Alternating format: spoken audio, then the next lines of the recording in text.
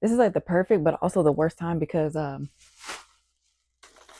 food just got here, and I'm not gonna lie, y'all may or may not see me eat this on camera because I think I might need some privacy with this because I'm gonna royally smash on this. I'm hungry because I'm not gonna hold you. Today is definitely a bedrock day for this PCOS girly. Yes. People always say it's just a game, but every story in this compilation starts the same way: curiosity, laughter, and a board game that they didn't know how to close. Tonight's stories aren't about spirits that wandered in by accident, they're about doors that were opened on purpose.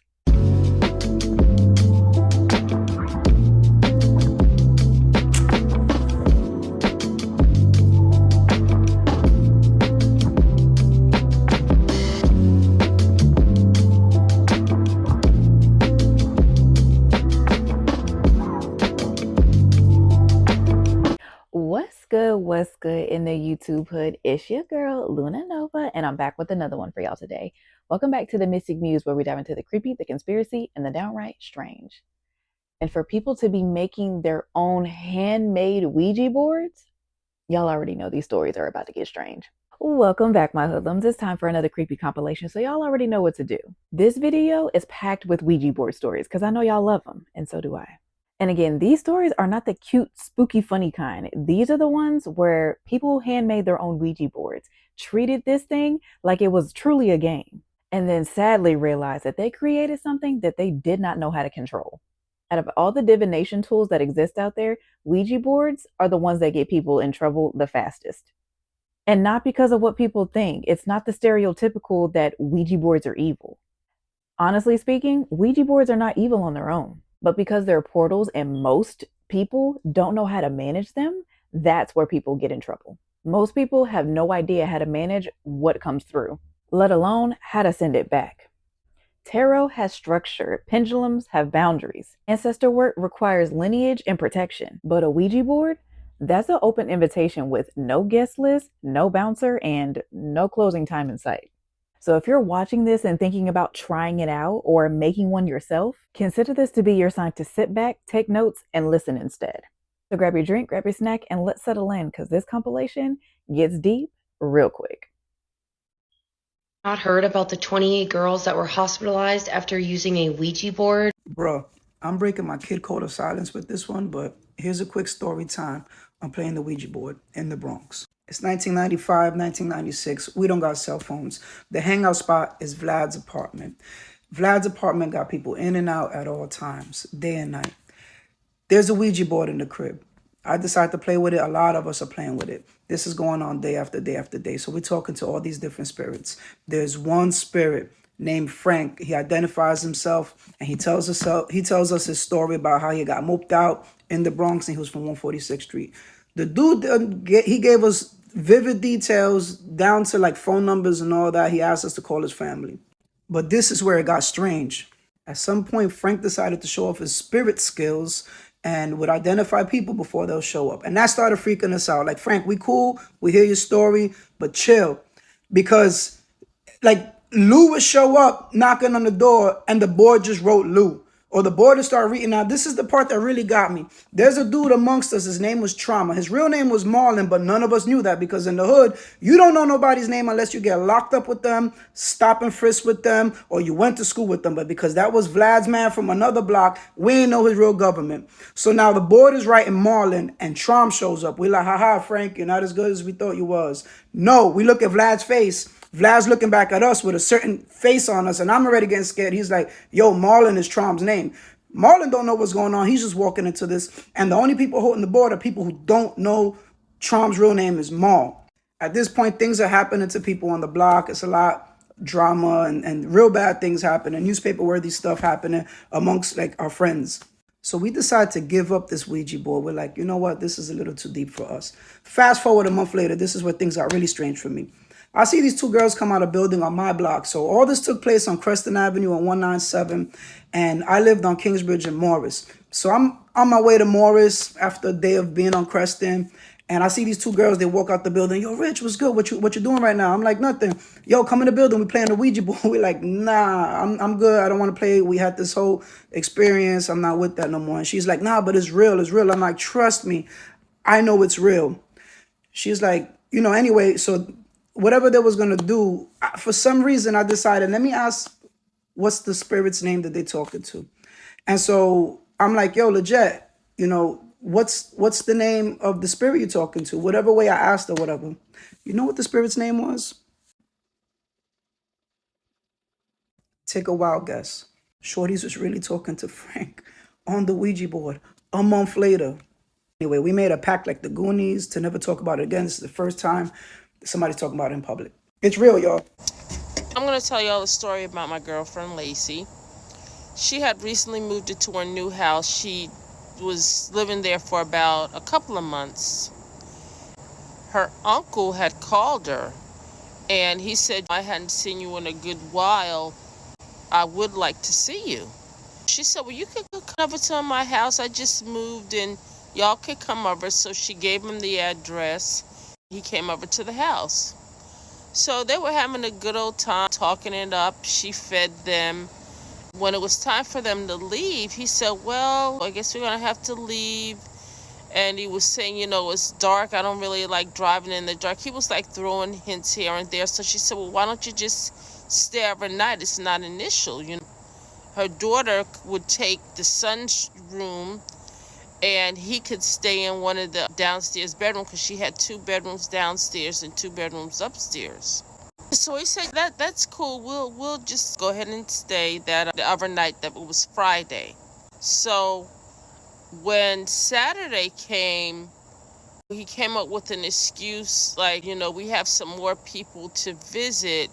Do you mind if we just stay until Monday? She said, sure, that's fine. You can stay until Monday. So, they stayed until Monday. So on that Monday, she went up to her room and she was doing something, I don't know. And she sat on her chair. I don't know what she was doing, but she fell asleep in her chair. She heard a voice saying, wake up. Wake up. Go check on your children. Wake up. She didn't know if she was dreaming or not, so she opened her eyes and she saw this man standing in front of her. She said the man had a big afro. He was tall. He was dressed like he was from the 70s. He had a polyester top on, bell-bottom pants, and these platform shoes. She jumped and she said, who are you? He said, go check on your kids. At that, he turned around and walked into her closet and closed the door. So she's looking around. She didn't know if she was still dreaming or what was going on. So she got up and she went in the closet and opened it. He wasn't there. So she immediately ran downstairs to see what's going on because he kept telling her to check on her kids. So she went down there. Nothing was out of place. Her uncle was sitting on the sofa. The wife was in the bedroom and nothing was going on. So she went back upstairs, and by that time her husband was there. Her cousin had called her on the phone. She was telling the cousin, like, Uncle Lewis is here, and the cousin said, you mean to tell me Uncle Lewis is there at your house? She said, why? She said, he's a pedophile. You better get that man out of your house. He done molested his own children, and now he's starting to molest his grandkids. Get that man out your house. So she called her husband to come upstairs. She told him about what happened with the guy coming out the closet and then what the cousin said. Her husband went downstairs. They told him politely. They said, look, you have to leave. It's time for y'all to go. We let you stay over the weekend. It's Monday. You have to leave. So they packed up their stuff and left. So she was just trying to figure out who the guy was. And I said to her, I said, you sure you didn't dream all of that? You sure it wasn't a dream? She said, no, because he actually woke me up. I woke up and I saw him.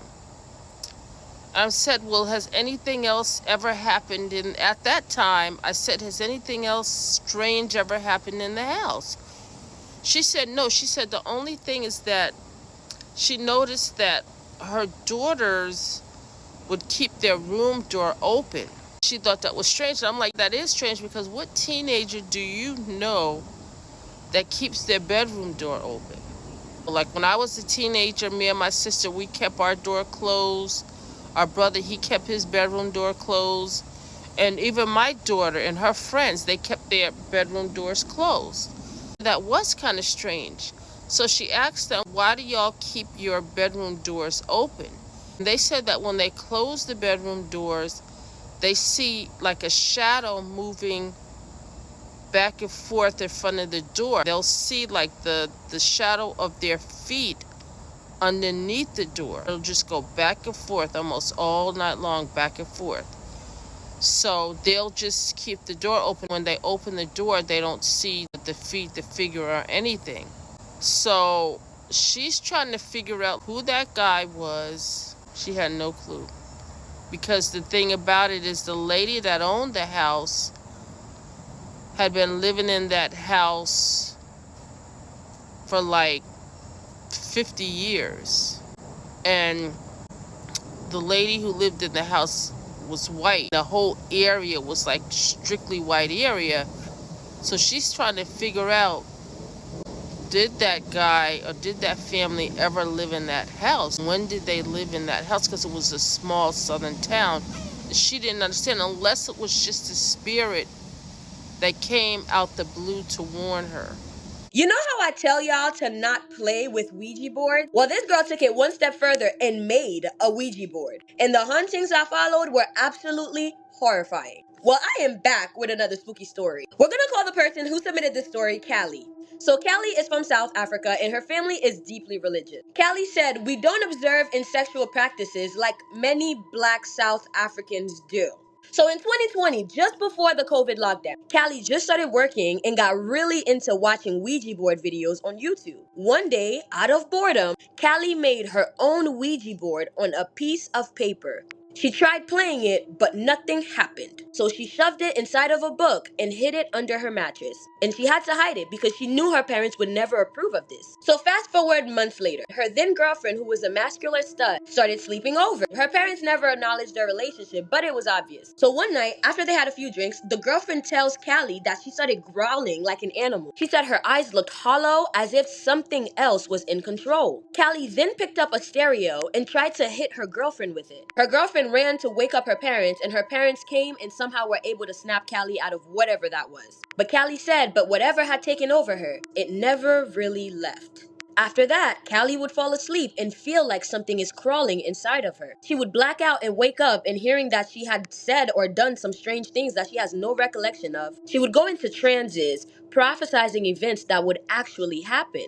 The one that broke her family was when she told them that her father would die in a few days. And mind you, he was perfectly healthy, and just 3 days later, he was in ICU fighting for his life. Callie's mental state declined fast. She was losing her grip, and some relatives believed that she was meant to be a sangoma, a traditional healer, but that didn't make sense to her. Her parents were religious, and so was she. Needless to say that Callie was terrified. She then remembers her Ouija board that she had hidden under her mattress all that time. The one that she made, shoved under her bed, that she's been sleeping on top of for months. And she said that her room was the place that she felt the most haunted. She said one night she took it out, walked into the veld, and burnt it. And after that, the presence left.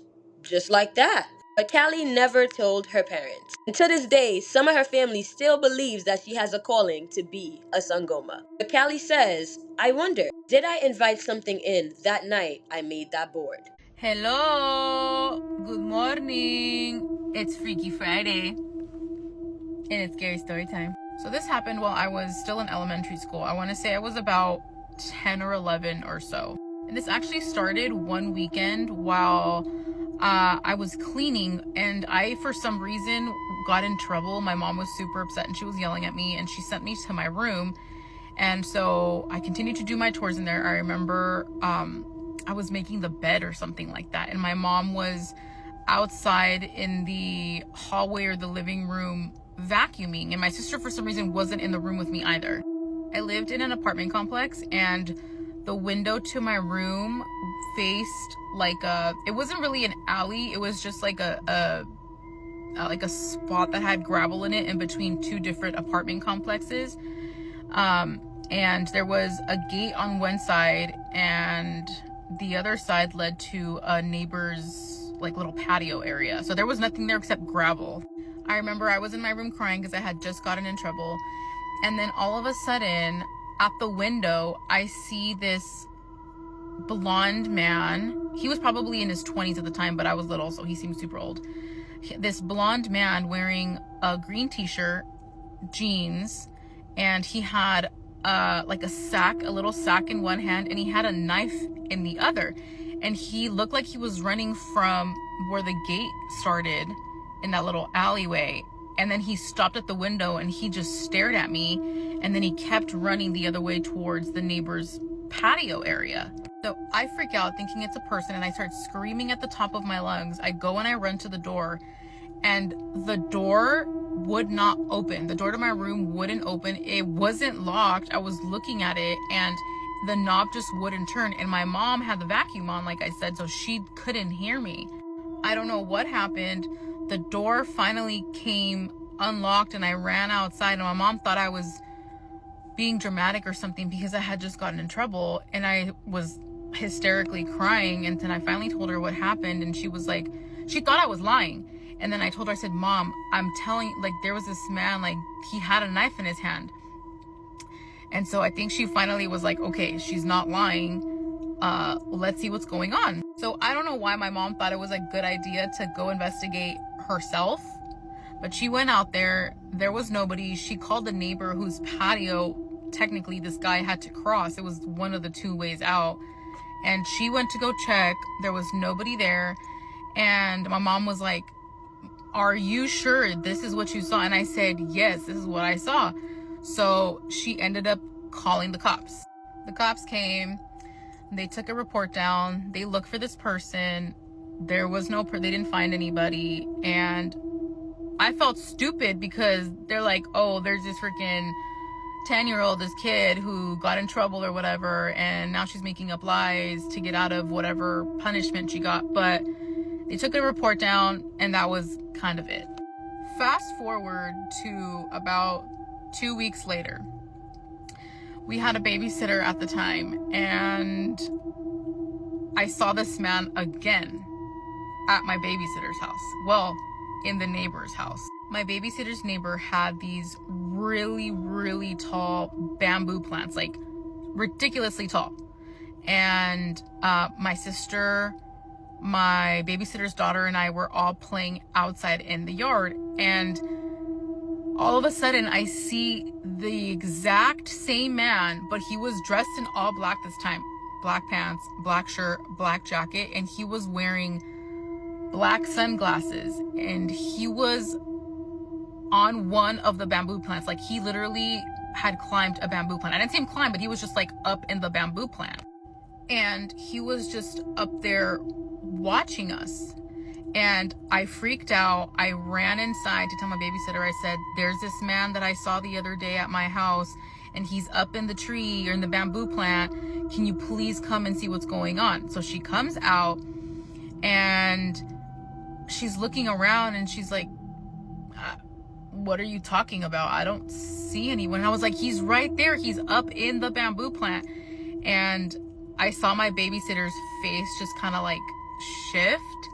And she's like, it's okay. It's okay. You know, we'll talk to the neighbor and see if they can do something about it. Don't worry. She had us come inside. She's like, you know, I don't want you guys to be out here. Let's go inside. And once we were inside, I asked my sister and my babysitter's daughter, I said, didn't you guys see the man in the tree? And my sister was like, no, dude, I didn't see anything. And her daughter was like, I didn't see anything either. So I thought I was fucking going crazy. I was like, there's literally this fucking guy in a tree. We stayed inside for the rest of the day. And then when my mom came to pick us up, we were leaving, and we were at the top of the driveway at my babysitter's house. And I looked back, and this guy was still in the tree, and he was laughing. And this time I got a really ugly feeling. My stomach started to hurt, and I didn't tell my mom anything. I just, went on my way. I told her what happened while we were playing outside. And now she's thinking, my mom literally thought like, okay, is something going on with her mentally? Like what is happening? After this incident, things kind of started to escalate and they got scarier, unfortunately, but you're gonna have to wait and hear part 2 because it's too long for one part. Okay, bye. I'm back. This is part 2 of I Think I Saw the Devil. I hope it wasn't, but I think I did. So after these 2 encounters, I saw this man another 2 times, and let me tell you, that was plenty.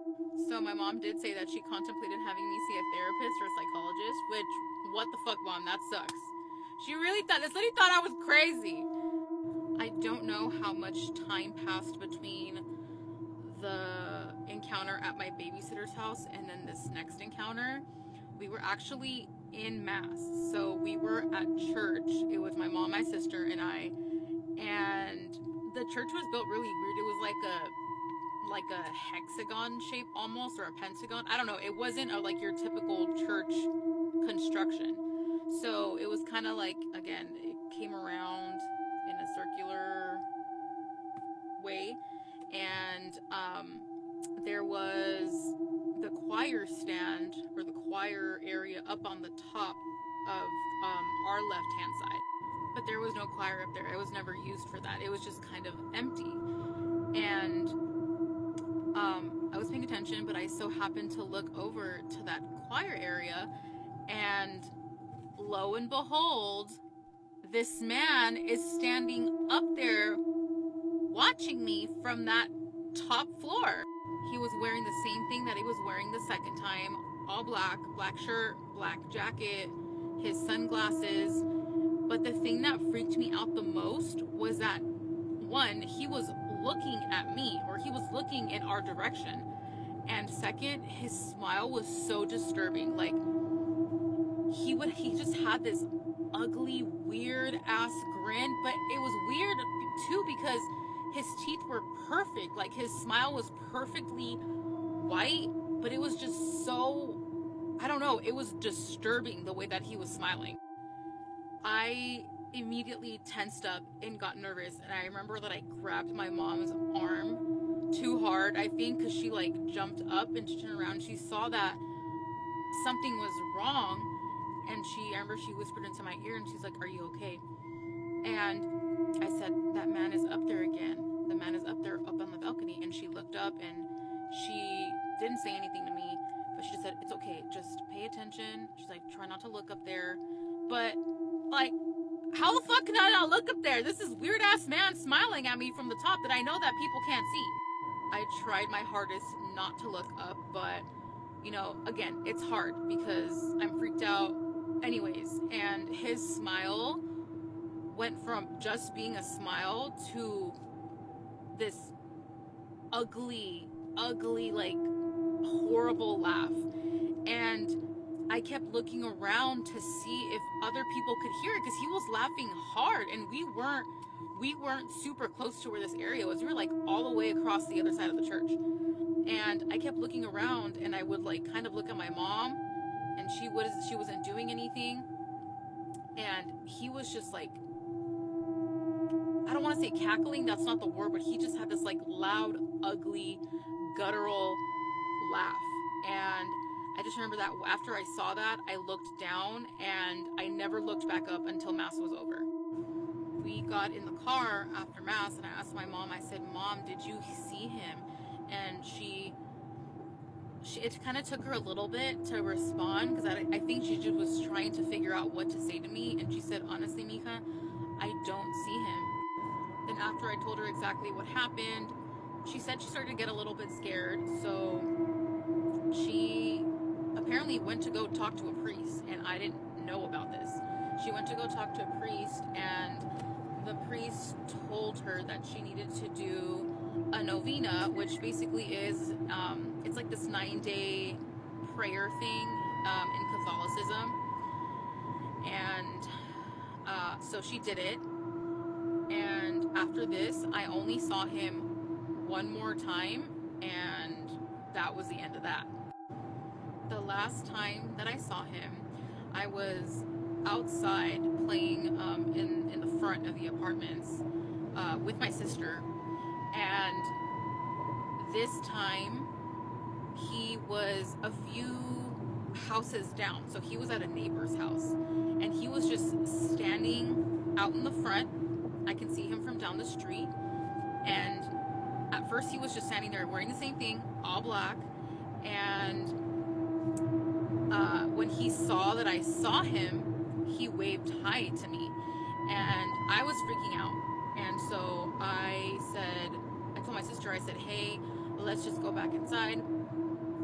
And she was like, why? And I told her, and she got kind of annoyed because she was like, dude, you keep saying that you see this man, but I don't see anything. And I told her, I said, okay, fine. If you want to stay out here by yourself, by all means, you can stay here, but I'm going inside. Just as I was about to go in, one of our other neighbors came out, and she's like, oh, can I come outside and play with you guys, blah, blah, blah. And I was like, oh, I'm going to go inside, but Annie's going to stay out here. And while we were talking, I looked down the street because I was paranoid, and he had gotten closer. There was a school right next to, like, a little kindergarten, preschool, that was right next to the other house that he was at. So he had inched closer, but I didn't see him walking. He was just closer, and that's when I said, hell no, I'm going inside. I remember I cut off the neighbor, and I just walked into the apartment. My sister stayed outside for a little bit, maybe like another half hour, and then she came inside. By this time, it was already, the sun was starting to go down, and my mom actually wasn't home at this time. She was at work, and we had these, it was like a double door at the front. It was a metal door, and then there was this like little area, and then there was a second door. So there was a space between the two doors. And we would always keep the wooden door open, which was the one from inside the house, and then the metal one stayed closed. And I was sitting in the living room, and I could hear like a scratching on the metal door. And I was like, what the heck is that? And I remember I got up to see what it was, and this man is standing at the door, like literally outside my door, and his face is pressed up against the metal door, and on his left hand, so the scratching noise was, oh, I just got the chills. The scratching noise was his pinky. He had this long pinky nail, or like a claw, and that is what he was using. He was just running it up and down on the door. When I tell you, I literally felt my fucking soul leave my body. I remember I was so freaked out, like I couldn't even scream, and I just grabbed the wooden door and I slammed it, and I ran inside, and I started screaming for my sister, and she was like, what happened, what happened? And I told her, I was like, the man's at the door. And she, I think because she saw how hysterical I was, she was like, okay, well, let me call my mom. And we called my mom, and she was actually on her way home already. And I told her, and she's like, okay, we're gonna pray. She's like, pray with me on the phone. And we literally prayed the entire time until she got home. And I told her, I said, Mom, I don't know if you believe me or not. I said, I don't know. I know you don't see him, or you do see him. I have no idea. I said, but this is what happened. And I was like, I don't want to see him anymore. I was so freaked out. That day was actually the last day of that novena that the priest had told my mom to do. And I didn't know that. She didn't tell me that until years later. And after that day, I never saw him again. Never saw the man. And it was God, it was a novena, whatever it was. I am just, Mom, thank you for doing it. And I am so glad that I've never seen this. It's, oh, he's like burnt. His face is like burnt into my mind.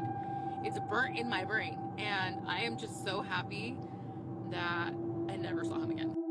Sorry guys, I know it's dark outside now, but moral of the story, if you see a blonde guy wearing all black, girl, you better start praying. He's a man named Troy, took some clairvoyant classes at the Berkeley Psychic Institute in California, and part of their training was going to some houses to try to give residents some information about supernatural or paranormal things going on in their house. And they were given no information about these people before going. They called these house healings. Troy shared the creepiest story about one of these house healings that he ever experienced. So one day they go to this house. It's pretty routine. There were some other students and an instructor. They move room to room, the garage, the bedrooms, the bathroom. But it was after the readings is when the people would get together with the residents and talk about what they saw. But trigger warning, what he saw in one of these bathrooms is pretty triggering. They're all huddled up in the bathroom, and he said it looked pretty normal at first, but out of nowhere, he sees this shriveled up old crone in the bathtub. And he said it was like a scene from the first Shining movie. If the twins were there, he would have ran out. But his first reaction was that it was just a random fear from his childhood that popped into his head. But then he remembered that they taught him clairvoyants sometimes see things as they are, and sometimes they're just given images of something they can relate to. He looks at this woman in this bathtub full of water, and she morphs into this young boy. He's fully clothed, he has dark hair, but he's soaking wet. So in this state, in his mind, Troy says, "Why are you here?" And this boy says, "This is where I passed." And Troy says, "Why are you fully clothed? Why are you soaking wet?" And he says, "I was drowned." Troy said he had seen a lot of psychic stuff up to this point and had experienced a lot of weird things, but this was the first ghost he met. So he asked the boy, "Did someone do this to you?" And the boy says, "Yes." Troy says, "Are you willing to share details?" And the boy seems more than happy to do so. So Troy gets this image of a large man standing in front of the tub holding him underwater, and he gets a sense that it's the father figure. After it's all done, the father figure calls his friend, and he's like, "I need you to come over and help." So the friend comes over, and they devise this plan for the friend to leave dressed as the father figure to establish an alibi. The friend left the house in a hat, bundled up in a raincoat, disguised as the father, and he said he couldn't see their faces in this scene in his mind. But he thinks this had to do with the fact that their story figuratively disguised the truth as the friend literally disguised himself. While the friend was out, the father sets the scene, and he makes it look like this teen accidentally drowned himself. And then he sees what really made this deception plausible, which was the fact that the rest of the family went along with this when they were questioned by police. Everyone in the family agreed that it was accidental, and this made sense to the police because he was supposedly home alone. Troy got the impression in this psychic state that everybody in the family was secretly relieved that this teen was gone. He said he got the feeling that the whole family suspected what really happened, but nobody ever asked any questions. Then Troy snaps out of the scene that he's seeing played over in his mind, and he's still standing in the bathroom, and only a few minutes have passed. He said spirit communication is weird that way in the sense entire scenes or hours in that timeline can pass by in your mind's eye, when in reality only a few seconds or minutes have passed, and everybody else is ready to move on to the next room, and the instructor stops and looks at him and says, "What did you see?" And Troy says nothing because he thinks that he's losing it. When they got to the end of the session, when everybody gets together and talks to the family, Troy is just quiet because he's not going to accuse them of being accessories to this crime, right? But another student in the group pipes up and says, "Oh, I get the sense that something bad is happening to all of your pets." And Troy said instantly he knew what was going on because the teen had taken a lot of anger to the grave and was taking his frustrations out on the family's pets. And he said he felt really bad about this because Troy hates when animals get caught up in another family's karma. Since his passing, the teen had been taking the family's pets to the other side by luring them to what looks like accidental situations because Troy says that animals can see things and perceive things that humans cannot. Another student reveals that they picked up on some negative energy in the backyard near the swing set. And then comes the reveal, which is the next part of the house healing and the final part. And that's where the family tells the students why they wanted them to come out to the house. That's when the family tells the group that they have lost several pets in the house, all before their time, all seemingly accidental, but they had the feeling that a spirit was involved. And then the family reveals that they also had an accident a few years prior after they took in their nephew after his parents had also had an accident. This nephew had unfortunately passed away in the bathtub. Troy said that the father figure that he saw in his vision was no longer around. He had also passed and had apparently taken his secret to the grave. But the family was happy with the session. They got the confirmation that they wanted about what they suspected happened to their pets. Troy ended his message by saying, "I think a lot of people are going to wonder how we left the family and why I didn't say anything. But I believe that that family was set in a very twisted cycle of fear, violence, deceit, secrets, and shame, and they perpetuated that cycle and continuously blamed the kid for all of their problems as a family." And he said he was a bad seed, I could tell. But he said they weren't any different than him themselves. And he said that he thinks the takeaway is that we all create our own story. And I kind of love this. But he said, if you want a happy ending, find out what makes you happy and make that your story. But don't expect a happy ending if you're contributing to a false narrative in any sense of life. He said before leaving the house, they all did some energy work on the house, but he just meditated. He didn't participate because he knew that they were stuck in a cycle and they weren't ready for change. He said avoiding the truth was something that they all agreed on, and doing any kind of healing work would have been a waste of time on his part because nothing can change or heal you unless you're ready to heal or change. Troy's his real name. He'll be seeing the comments. Let him know if you have questions, and if you've got anything strange, spooky, or unexplained, I want those stories, the things that you think that nobody else would believe. Ouija boards are evil. First of all, I just want to throw it out there. I never used to believe in Ouija boards channeling evil until this experience. The story takes place when I was in my early 20s, and at the time I was hanging out with my first cousin. We were like brothers anyway growing up, and we hung out on the weekends, and we would go out, and we would always end up back at his place playing PlayStation, playing Madden, college football. After one weekend night of going out, we ended up back at his place, and as I'm playing Madden, he's actually on his computer. And my cousin would like to get on these forums and in these chat rooms and troll people. Well, apparently he got into a psychics, forum and chat room, and he was basically trolling all the supposed psychics that were in this forum. And he started going back and forth with a bunch of them, and he called me over from the couch to come and read some of the stuff that he was trolling these people with. I pull up a chair and I'm looking and I'm reading his chats and we're laughing back and forth about how these people think they're psychic and yah, yah, yah. Well, all of a sudden, he gets a chat request, and he goes and clicks on it, and it's one of the psychics that was in that room. And she's asking him what problem does he have with psychics. And he was just honest with her, I just don't believe that you guys actually have those powers. I think you scam people. And she was like, well, some may, but I'm not one of those. I'm the real deal, and I'll prove it to you. And she actually asked him, do you care if I give you a reading? And my cousin's like, no, go ahead. Prove me wrong. And she started throwing out some general information that if anybody were halfway, good at reading people, they could probably guess. So, needless to say, it started out slow. Me and my cousin are looking at each other like anybody could have, figured that out or thought that, so that's easy. She did tell him how his family was close on his dad's side, and then even said, hey, your dad has a sister, right? And that's where we turn to each other and start laughing, because his dad doesn't have a sister. So he was real quick to be like, no, my dad doesn't have a sister. I don't have an aunt. As he's typing this, all of a sudden words pop up. Wait, ... I'm sensing a strong feminine presence. You don't have an aunt. Your uncle is gay. My cousin was about to send and looked up, and we read this together, and our jaws dropped because, yes, he had a gay uncle. His dad's brother was gay and very feminine. So this was one of those moments that was oh my God, could this be legit? Then she goes on to say that he doesn't have his own place, but he lives with a family member. And that is correct. He lived in his grandmother's house. And even though his grandmother wasn't there most of the time, he pretty much had the place to himself. But the fact that he didn't have his own place and she called it was Then she also went on to say that I'm sensing a presence in your house and someone has died there. Again, the psychic hit it immediately, his grandfather had passed away on hospice in the house. So the whole time we're reading this, the hairs on our arms are rising up.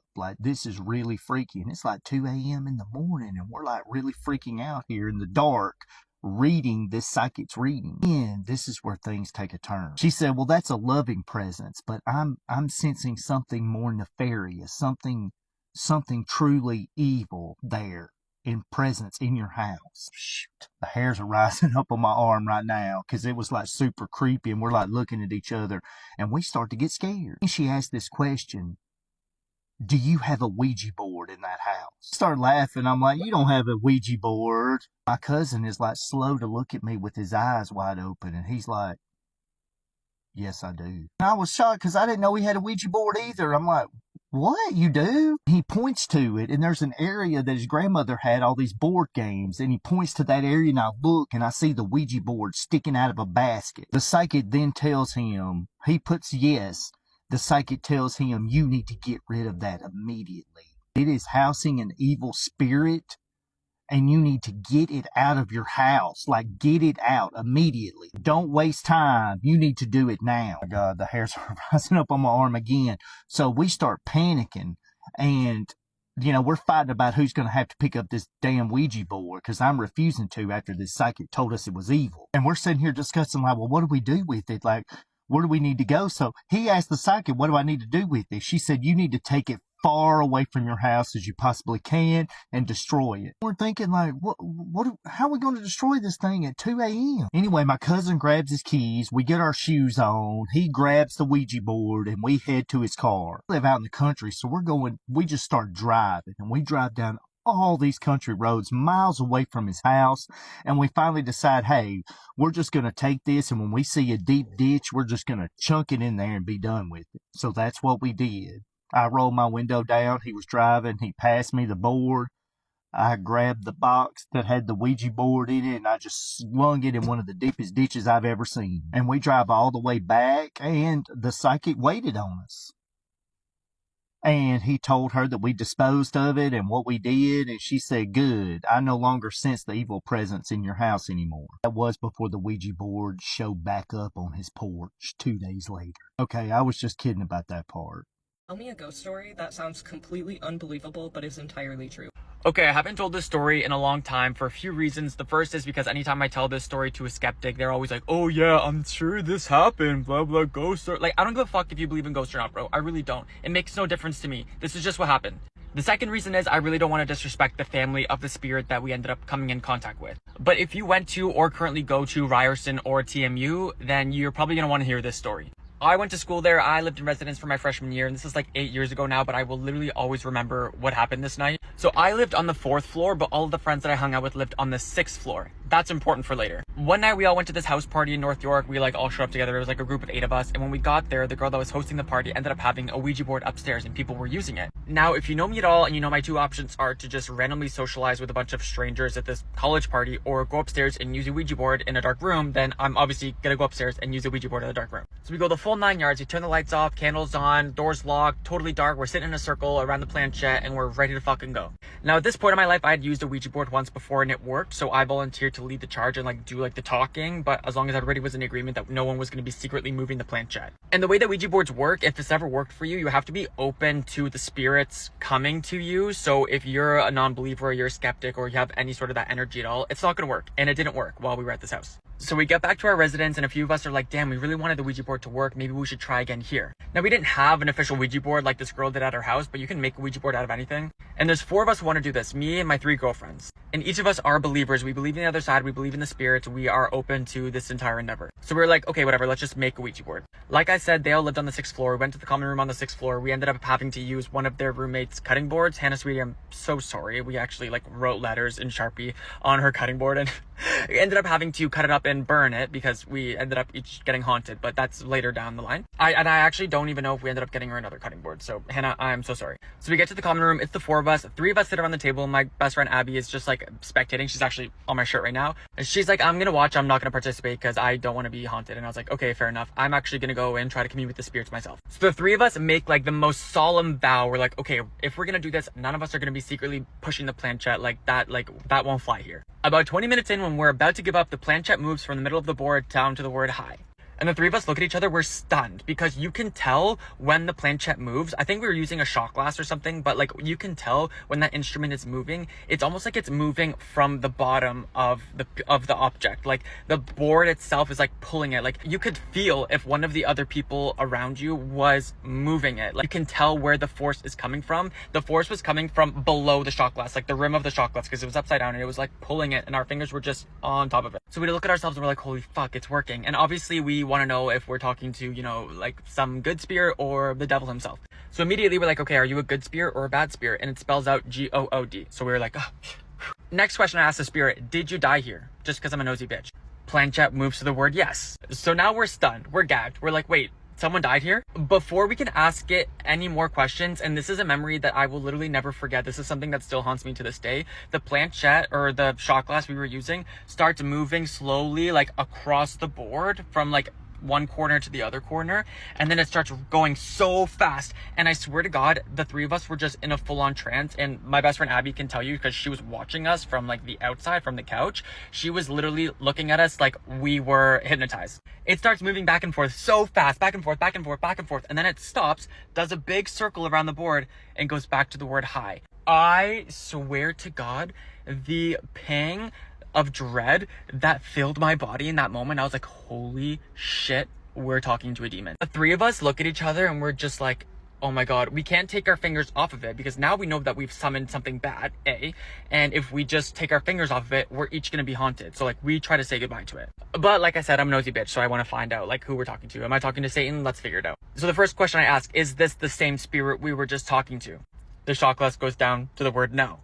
By now it's 3 in the morning, which is not the time to be using a Ouija board, by the way. So now we're all pretty scared, and I asked the board, did you hurt the spirit we were just talking to? And the planchette goes down to yes. And so obviously my next question is, are you a bad spirit or a good spirit? And the planchette goes down to bad.